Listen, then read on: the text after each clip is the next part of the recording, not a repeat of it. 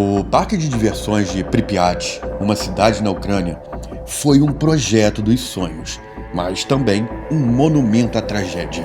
Como está o parque hoje em dia? E as expedições guiadas até então proporcionadas pela Ucrânia, que foram interrompidas devido à situação atual da Ucrânia e da Rússia.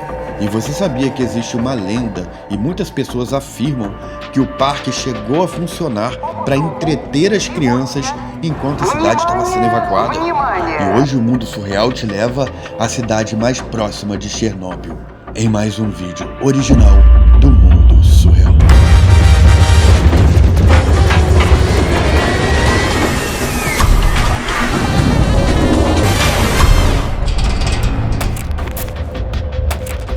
A cidade de Pripyat foi idealizada pelo governo soviético nos anos 70, em um contexto de otimismo e crescimento.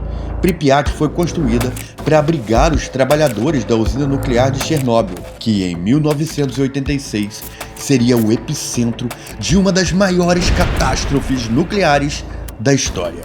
A cidade foi projetada para ser moderna e próspera, com a infraestrutura de ponta, parques, escolas, centros culturais. Era o reflexo do ideal soviético, um lugar onde as famílias poderiam viver com qualidade de vida, afastadas das dificuldades dos centros urbanos. E é claro, um parque de diversões ali no meio daquilo tudo seria um presente para os jovens da cidade. E ele estava ali no centro desse sonho, junto a outros centros culturais e de lazer. Pripyat foi construída para abrigar os trabalhadores da usina nuclear de Chernobyl, que em 1986 seria o epicentro de uma das maiores catástrofes nucleares da história. E o parque de diversões seria um presente para os jovens da cidade.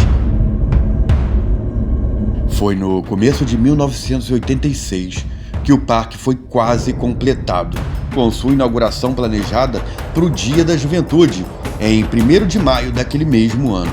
A estrutura era imponente para uma cidade pequena como Pripyat. Havia uma roda gigante, carrosséis, uma casa assombrada, entre outras atrações, mas prometendo se tornar um centro de lazer vibrante. E próximo ali existiam quadras poliesportivas, piscinas olímpicas, teatros, entre outros centros de lazer e cultura. O parque foi cuidadosamente projetado. Apenas alguns dias antes da sua inauguração, o desastre de Chernobyl mudou para sempre o destino da cidade e do parque. Na noite de 25 de abril de 1986, o reator número 4 da usina de Chernobyl sofreu uma falha catastrófica. Isso aconteceu durante um teste de segurança mal executado. O desastre liberou uma quantidade imensa de radiação e a cidade de Pripyat, que ficava a apenas 3 quilômetros da usina, foi severamente atingida e contaminada. O mundo está assustado. O acidente nuclear na União Soviética é o mais grave da história. A própria União Soviética reconheceu hoje que é uma catástrofe. No complexo atômico de Chernobyl, o fogo queima incontrolável. O governo soviético pediu a ajuda a 2 países ocidentais para apagar o incêndio. A agência oficial TASS disse que 2 pessoas morreram, mas a agência americana UPI disse que um habitante da região informou que são 2.000 mortos no desastre nuclear. Ainda segundo o mesmo morador, as vítimas estão sendo enterradas em valas profundas junto com o lixo atômico. A União Soviética se recusa a fornecer a seus próprios cidadãos e ao resto do mundo maiores detalhes sobre o acidente nuclear. A evacuação começou no dia seguinte, dia 26 de abril, menos de 24 horas após o acidente com esse reator. Pripyat foi evacuada rapidamente e em poucos dias tornou-se uma cidade fantasma. Seus habitantes foram forçados a deixar tudo para trás e por muitos anos o parque de Pripyat permaneceu ali, intocado, com a roda gigante imensa e os carrosséis vazios, símbolos de um sonho interrompido. Mas enquanto a cidade era evacuada e a tragédia de Chernobyl devastava vidas, uma lenda foi criada. Muitos habitantes daquela época dizem que antes da evacuação, as autoridades tentaram proporcionar algum conforto às crianças, permitindo que elas brincassem no parque enquanto a cidade estava sendo esvaziada. A história é emocionante e comovente. como se o governo soviético tivesse feito uma última tentativa de trazer algum tipo de normalidade, conforto e alegria em meio ao caos e tragédia. As crianças dizem que aproveitaram aquele momento como se fosse uma despedida, um último ato de inocência antes que suas vidas mudassem para sempre. Não há, no entanto, registros oficiais que comprovem que o parque foi aberto para as crianças durante a evacuação. É uma história que faz parte, talvez, até do imaginário popular, alimentada por relatos de pessoas que viveram aquele período e pelas imagens perturbadoras do parque abandonado. O fato é que o parque nunca teve chance de receber o público para o qual foi projetado, embora fosse parte do plano do governo soviético, que queria dar uma sensação de normalidade e bem-estar aos trabalhadores da usina de Chernobyl. O Parque de Pripyat hoje é um dos maiores símbolos da tragédia de Chernobyl. O tempo e a radiação alteraram a paisagem, mas o parque continua lá, como um lembrete da vida que poderia ter sido. O que antes era um símbolo de felicidade e diversão, agora é um cemitério de memórias. A lenda do parque, sendo usado para entreter as crianças durante a evacuação, permanece. Assim como permaneciam há 3 anos atrás as visitações, que eram guiadas pelo governo da Ucrânia, até a cidade de Pripyat sofrer uma nova tragédia, mesmo sendo vazia. Atualmente, Pripyat e toda a Ucrânia sofrem com a sua situação perante a Rússia. Desde o início da guerra, Pripyat novamente foi abandonada, porém dessa vez pelas excursões guiadas de diversos curiosos e estudiosos e pesquisadores que davam um rolezinho por ali, em meio à cidade contaminada de radiação até os dias de hoje.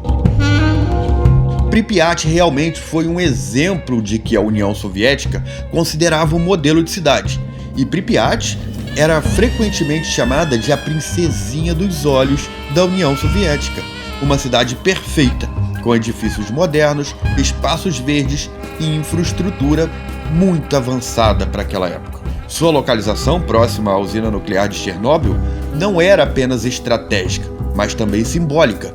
A usina foi uma das maiores fontes de energia da União Soviética, e o desenvolvimento de Pripyat estava intimamente ligado ao projeto nuclear soviético.